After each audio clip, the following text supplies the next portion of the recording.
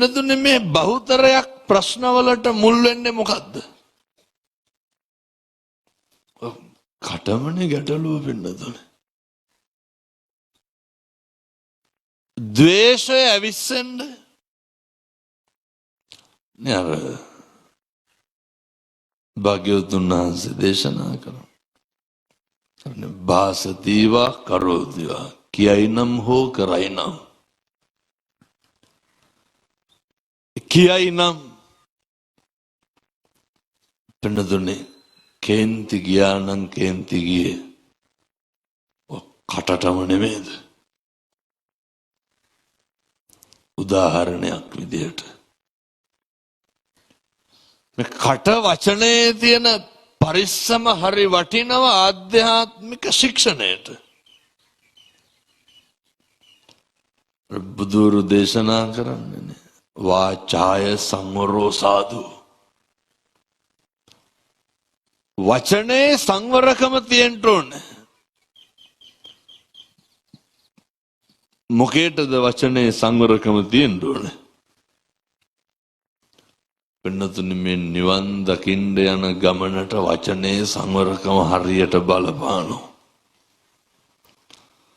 දැන් ඔය නිවන් මඟ අහුරන කාරණා වලින් එකක්නේ ව්‍යාපාදේ. ව්‍යාපාදේ නඩත්තු වෙන්නෙම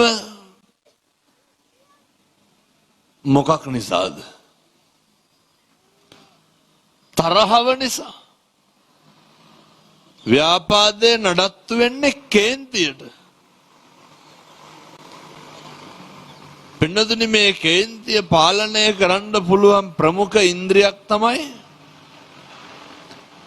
කට කියලා කියන්නේ. දැන් මේක මෙහෙම බැලුවොත් ඔය ළඟ ඉන්න කෙනාට කියන්නකො තෝ පොඩ්ඩක් අහකට බල කියලා. මොකද වෙන්නේ? මේ වචනේ තියෙන සංවර අසංවර භාවය හරි වැදගත්. භාග්‍යවතුන් වහන්සේ දේශනා කරපු ප්‍රධාන අකුසල මූල තුනෙන් එකක් වන ද්වේෂය පාලනය කරන්න. ඔය මම මේවා කිව්වට කරන්නේ නැහැ. ළඟ ඉන්න කෙනාට කිව්වොත් එහෙම ඔයා පොඩ්ඩක් අහකට වෙන්න, තෝ පොඩ්ඩක් අහකට පළ කියලා කිව්වොත් මොකද වෙන්නේ? වචනේ බලපානව නේද? මොකේද? පැහැදිලිද මම මේ කියන කාරණේ? පින්නතුනේ හරියට වචනය පරිස්සම් කරන්න.